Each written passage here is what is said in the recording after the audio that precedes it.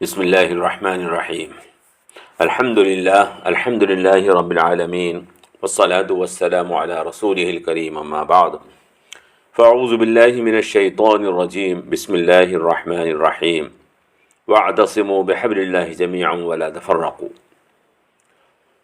صدق اللہ العظیم وقال رسول اللہ صلی اللہ علیہ وسلم المؤمن للمؤمن کالبنیان یشد بعضه بعضا رواہ البخاری۔ برادران ملت اسلامیہ اور عزیز بہنوں، السلام علیکم ورحمۃ اللہ۔ آج ہماری گفتگو کا موضوع اتحاد امت ہے۔ یہ موضوع بہت عام ہے اور تقریباً ہر مسلمان اس موضوع پر بات کرتا ہے اور اتحاد کی ضرورت اور افادیت کے بارے میں جانتا ہے۔ ہر مسلمان چاہتا ہے کہ مسلمانوں میں اتحاد ہو اور پوری امت ایک مضبوط دیوار کی طرح کفر اور ظلم کے طوفان کا مقابلہ کرے۔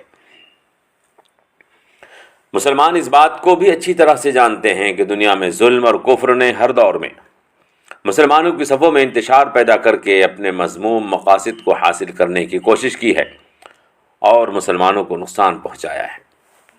مسلمان یہ بھی جانتے ہیں کہ اسلام دشمن طاقتیں ہر دور میں اس طرح کی سازشیں کرتی ہیں جس سے مسلمان متحد نہ ہوں، مسلمانوں کو آپس میں لڑا دیا جائے جس سے وہ کمزور ہوں اور اسلام دشمن اپنے شیطانی عزائم میں کامیاب ہو جائیں۔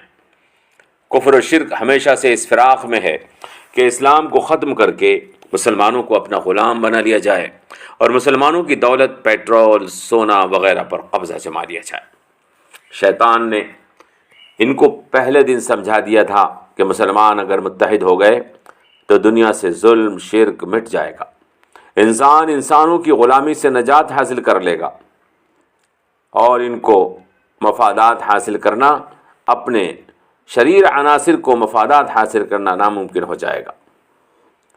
دنیا بھر کی استعماری اور سامراجی طاقتیں اور وہ لوگ جو انسانوں کو اپنا غلام بنانے رکھنا چاہتے ہیں، دنیا کی دولت سے عیاشیاں کرنا چاہتے ہیں، جن کی عیاشی اور آوارگی کو اسلام روکتا ہے، وہ مسلمانوں کی صفوں میں انتشار پیدا کرنا چاہتے ہیں اور چاہتے ہیں کہ اسلام کو ختم کر دیا جائے تاکہ وہ انسانوں کو اپنا غلام بنائیں، دنیا بھر کی دولت اور حکومت کے مالک بن جائیں اور منچاہے طریقے سے عیاشی اور آوارگی کریں۔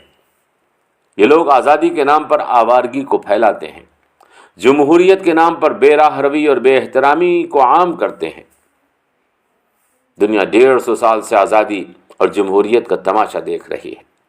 اس نے بڑی بڑی جنگیں دیکھی، لاکھوں انسانوں کا قتل دیکھا، سپر پاورز کی دنیا پر جمانے کی ہوڑ اور اس کے لیے خطرناک سازشوں کو ہوتے دیکھا، انسانوں کے کردار میں ہوتے ہوئے انحطاط کو دیکھا ہے۔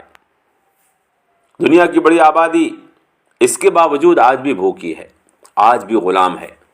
دنیا میں ان 150 سال میں جب سے اسلام سے دور ہوئی ہے دنیا، اس کی بدکرداری بڑی ہے، انسانوں کی آزادی پر تالے پڑے ہیں، ننگا پن اور بے حیائی میں اضافہ ہوا ہے، اخلاق اور کردار تباہ ہو گئے ہیں، اور سب کچھ یہ دنیا میں آزادی کے نام پر ہو رہا ہے۔ ملت اسلامیہ کے نونہانوں، شیطان اسی لیے اسلام کو روکنا چاہتا ہے کہ انسانوں سے اپنے مفادات حاصل کروائے۔ اسلام انسانوں کے مفادات کا محافظ ہے۔ اسلام چاہتا ہے کہ دنیا ظلم سے، شرک سے، غلامی سے اور ناانصافی سے محفوظ ہو جائے۔ یہ سامراجی اور استعماری طاقتیں چاہتی ہیں انہیں آوارگی، عیاشی کی آزادی ہو، لوگوں کو وہ غلام بنا سکیں، دنیا بھر کی دولت کے وہ مالک بن جائیں۔ حضور نبی کریم صلی اللہ تعالی علیہ وسلم نے ارشاد فرمایا تھا، عن ابن عباس لو کان لابن آدم وادیان من مال لابتغى ثالثا ولا يملأ جوف ابن آدم الا التراب۔ اگر آدمی کی اولاد کے پاس مال کی 2 وادیاں ہوں تو وہ تیسری کا طالب ہو۔ آدم کی اولاد کے ہوس کے پیٹ کو صرف قبر کی مٹی بھرتی ہے۔ دولت اور اقتدار کی یہ ہوس کافروں میں سب سے زیادہ ہوتی ہے۔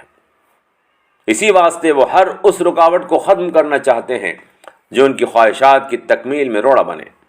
حضور نبی کریم صلی اللہ تعالی علیہ وسلم کے زمانے میں یہودی، مشرکین، منافقین سب یہی کوشش کرتے تھے کہ مسلمان کمزور ہو جائیں اور ان کی صفوں میں انتشار پیدا ہو۔ مسلمانوں، سوچنے کی بات ہے کہ بظاہر اس وقت مسلمانوں کی اس چھوٹی سی جماعت سے کافروں کو اتنا ڈر کیوں تھا؟ کیوں ساری دنیا کے کافر اکٹھے ہو کر اسلام کو مٹانا چاہتے تھے؟ صرف اس لیے کہ شیطان جانتا تھا کہ اگر جناب محمد رسول اللہ کی تحریک کو نہ روکا گیا تو کل اس کے عزائم ناکام ہو جائیں گے۔ لہذا اس نے اپنے دوستوں کو اکسایا کہ وہ اس دین حق کو روک لیں، ورنہ آنے والے زمانے میں دنیا سے ظلم ختم ہو جائے گا، غلامی اور ناانصافی مٹا دی جائے گی اور آوارگی کا خاتمہ ہو جائے گا، عیاشی ممکن نہ رہے گی اور دولت چند ہاتھوں سے نکل کر عام انسانوں تک پہنچ جائے گی۔ منافقین مسلمانوں میں جھگڑا کراتے تھے۔ اوس اور خزرج کے واقعات آپ نے سنے ہیں۔ ان کے درمیان حضور سے پہلے زبردست دشمنی تھی، وہ ایک دوسرے کے خون کے پیاسے تھے۔ ان کے درمیان جنگ بعاث ہے جو مشہور جنگ ہے، اس لیے وہ ایک دوسرے پر سینکڑوں سال حملے کرتے تھے۔ حضور مدینہ تشریف لائے تو حضور نے دین اور ایمان کی بنیاد پر ان کی دشمنی ختم کرا دی، جنگ اور دشمنی کا خاتمہ کرا کر دوستی قائم کر دی۔ منافقوں کو، کافروں کو یہ چیز بہت بری لگی، چنانچہ منافق پرانے جھگڑوں کو ہوا دینے لگے۔ ایک یہودی جس کا نام شماس ابن قیس لکھا ہے، اس نے لڑائی دوبارہ سے پیدا کرنے کے لیے اپنے دوستوں سے مل کر جنگ بعاث کے قصوں کو چھیڑا، ان کی کہانیوں کو سنایا تاکہ دونوں کے دلوں میں غصہ اور نفرت پیدا ہو۔ قریب تھا کہ دونوں پرانے قصوں کو سن کر آپس میں لڑ پڑیں کہ حضور صلی اللہ تعالی علیہ وسلم وہاں پر تشریف لائے اور فرمایا، اے مسلمانوں، میں تمہارے درمیان موجود ہوں، پھر یہ جاہلیت کی آوازیں کیسی ہیں؟ اللہ نے تمہاری پرانی دشمنی کو ختم کر کے تمہیں دینی بھائی بنا دیا ہے اور کفر کے اندھیروں سے نکال کر ایمان کی روشنی تمہیں عطا کی ہے۔ خبردار، آپس میں مت لڑنا۔ قرآن کریم میں اس واقعے کا سورہ انفال میں تذکرہ ہے، وَأَطِیعُوا اللَّهَ وَرَسُولَهُ وَلَا تَنَازَعُوا فَتَفْشَلُوا وَتَذْهَبَ رِیحُکُمْ وَاصْبِرُوا إِنَّ اللَّهَ مَعَ الصَّابِرِینَ۔ اللہ کی اطاعت کرو، اس کے رسول کی، اور آپس میں مت لڑو۔ اگر تم نے آپس میں لڑائی کی تو تمہاری ہوا اکھڑ جائے گی۔ جمے رہو مضبوطی کے ساتھ ایمان پر، اللہ صبر کرنے والوں کے ساتھ ہے۔ برادران ملت اسلامیہ اور میری پیاری بہنوں، شیطان آج بھی اسی کوشش میں ہے۔ مسلمانوں نے جب کبھی اللہ کے اس حکم کو نظر انداز کیا ہے اور انہوں نے خاندانی، قومی اور ملک کی بنیادوں پر دوسروں سے نفرت کی ہے اور باہمی لڑائی اور جھگڑے کا راستہ اختیار کیا ہے، انہیں ضرور تباہی، بربادی، ذلت، خواری اور کمزوری اور غلامی میں مبتلا ہونا پڑا ہے۔ تاریخ اٹھا کر دیکھ لیں، اسپین کی تاریخ دیکھیں۔ مسلمان جب تک متحد رہے انہوں نے وہاں حکومت کی اور ملک ترقی کرتا رہا، ملک میں امن و امان قائم رہا۔ اور جیسے ہی مسلمان جماعتوں میں بڑھ گئے، کچھ لوگ موحد کہلانے لگے، دوسرے مرابط ہوئے، کچھ یمنی، حجازی، اسپینی آپس میں لڑنے لگے، ان میں اقتدار کی رسہ کشی شروع ہو گئی۔ بڑے خاندان اقتدار پر قبضہ جمانے کے لیے اپنا خاندانی استحقاق دکھانے لگے تو مسلمان کمزور ہو گئے۔ اقتدار پر عیسائیوں نے قبضہ کر لیا، آج وہاں نہ کوئی موحد ہے، نہ مرابط ہے، نہ حجازی ہے، نہ یمنی ہے، کوئی مسلمان وہاں نہیں۔ سارے خاندان اور سارے گروہ جو آپس میں اپنی بڑائی کے لیے لڑتے تھے ختم ہو گئے، اور آج اسپین کی مسجدوں میں گرجا گھر بنے ہوئے ہیں، وہاں مورتیاں رکھی ہیں۔ برادران ملت اسلامیہ، تاریخ کے ان اوراق سے جس نے آج سبق حاصل نہیں کیا، تاریخ اپنے آپ کو پھر دہرا دے گی۔ آج ہمارے ملک میں بھی یہی حال ہے، ہم آپس میں لڑ رہے ہیں، کوئی دیوبندی ہے، کوئی بریلوی ہے، کوئی سید ہے، کوئی پٹھان ہے، کوئی انصاری ہے، کوئی قریشی ہے، کسی کو اپنی ترکیت پر ناز ہے اور کسی کو اپنے مغل ہونے پر۔ کوئی کہتا ہے کہ میں مہاجر ہوں اور کوئی کہتا ہے کہ میں بلوچی ہوں، میں افغانی ہوں، اور کیا کیا ہے جو ہم بنے ہوئے ہیں، حالانکہ یہ سب قومیں ہماری ملت کا حصہ ہیں۔ دین اسلام کے اوپر یقین رکھنے والوں کو ان چھوٹے چھوٹے ٹکڑوں پر فخر کرنا زیبا نہیں دیتا۔ دین اسلام پر یقین رکھنے والوں کو ان چھوٹے چھوٹے ٹکڑوں پر فخر کرنا زیبا نہیں دیتا۔ دین اسلام ان سب سے بڑی عزت ہے۔ شاید مسلمانوں نے آج تک یہ نہیں سوچا کہ اسلام کو اور مسلمانوں کو اتنا نقصان دشمنوں نے نہیں پہنچایا جتنا ہمارے آپسی اختلافات سے ہمیں پہنچا ہے۔ تازہ واقعات میں دیکھ لیجئے، افغانستان، عراق، لیبیا، شام، یمن، سوڈان اور الجزائر کو دیکھیے، جہاں مسجدوں کو شہید کیا گیا، مسلمان عورتوں کی عزتوں کو پامال کیا گیا، علماء کو قتل کیا گیا، مدرسے تباہ کر دیے گئے، اسلامی نشانات اور علامات کو ختم کر دیا گیا، مسلمانوں کا قتل عام کیا گیا، تو ہمیں دشمنوں کی صفوں میں مسلمان چہرے صاف نظر آئے، جو قومی، مسلکی اور علاقائی دشمنی کی بنیاد پر محمد صلی اللہ تعالی علیہ وسلم کا کلمہ پڑھنے والوں کو قتل کرتے نظر آئے، وہ معصوم مسلمان بچوں کی لاشوں پر قہقہے لگاتے نظر آئے، اور ایسا محسوس ہوا کہ کربلا کا میدان بار بار مسلمانوں کو سجا کر دکھایا جا رہا ہے، اور وہ خون جو کربلا میں اپنوں نے اپنوں کا بہایا تھا آج بھی بہہ رہا ہے۔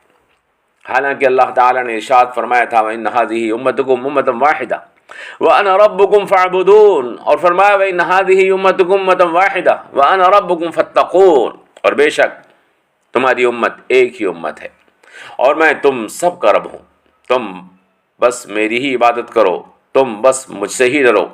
یعنی مسلمان ایک ہی جماعت اور ایک ہی گروہ ہیں، تمام مسلمان الگ الگ نسلوں، الگ الگ قوموں، الگ الگ ملکوں، الگ الگ علاقوں میں رہنے کے باوجود ایک ہی اللہ پر، ایک ہی رسول جناب محمد رسول اللہ پر، ایک ہی کتاب قرآن کریم پر ایمان رکھتے ہیں۔ ان سب کا ایک ہی قبلہ خانہ کعبہ ہے، اسی کی طرف منہ کر کے نماز پڑھتے ہیں، اسی پر حج کرتے ہیں، اور سب کا نفع اور نقصان ایک ہی ہے۔